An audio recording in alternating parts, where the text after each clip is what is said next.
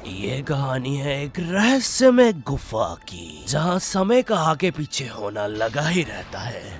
लेकिन उससे पहले हम देखेंगे कैसे जोनस अपनी बंदी मार्था के साथ गोवा जाने की प्लानिंग कर रहा है। ओए, सब जा रहे हैं, तू भी आजा। अरे मार्था देखो, मम्मी ऐसा कर रहा है, मेरे लिए नहीं आएगा। मार दो प्लीज मार्था, मम्मी प्लीज। यार मार्था। और फिर मैं रोहन साथ चले जाऊंगी। देखो मार्था, हेलो रोहन। मार्था रुक, मैं मम्मी से पूछ रहा हूँ। मम्मी सब गोवा घूमने जा रहे हैं, मुझे भी जाना है। वाह वाह वाह, देख रहे हो इसे? नहीं बेटे, आंखें नहीं है। सुन रहे हो? नहीं बेटे, कान भी नहीं है। फील कर रहे हो? हाँ बेटे, लगता है किसी को गोवा जाना है।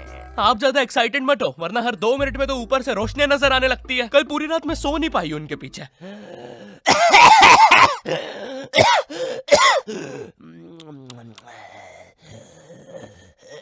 अरे एक बार में लेके क्यों नहीं चले जाते? बार बार लाइटें क्यों बंद चालू कर रहे हो?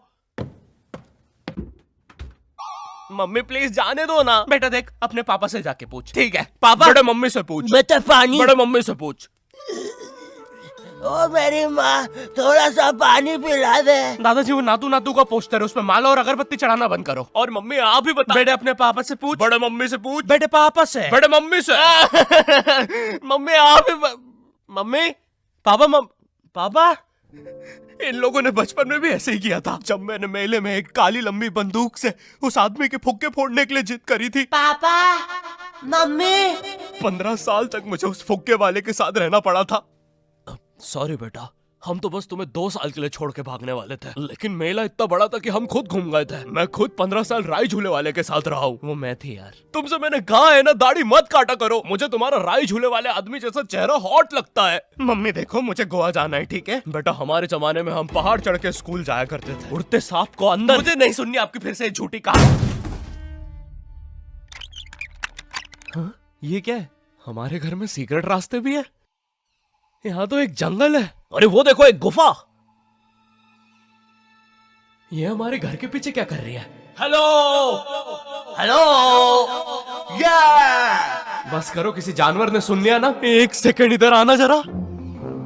अरे बेटा, ये तो हमारा जमाना है। वो देखो, हम कैसे पहाड़ पे चढ़ के स्कूल जाया करते थे। फिर नदी से मैं और मेरा यार मगरमच्छ 2 पैसे का समोसा खाते थे, क्योंकि माँ टिफिन नहीं देती थी। फिर हम जंगलों से, वैसे पता है माँ तो कभी कभार खाना भी नहीं बनाती थी। खैर फिर हम जंगलों से, पता है माँ ने तो कभी कपड़े तक इस्त्री करके नहीं दिए। खैर फिर हम जंगलों से, लेकिन पता है माँ की एक बार। अबे ओ, एक बार में कंप्लीट कर लेना माँ की बुराई। बार बार जंगल से भाग के आ रहा हूँ घर पे इस सीन के लिए। बॉडी बन गई है, बिस्किट आ गए मेरे, क्योंकि माँ ने कभी जिम नहीं जाने दिया। 1 सेकंड, लेकिन हमारे घर के पीछे ये गुफा आई कहाँ से? अरे दादाजी, और ये आदमी कौन है? तो हम दोनों तुम्हारे। 1 सेकंड, आप चुप हो जाओ यार।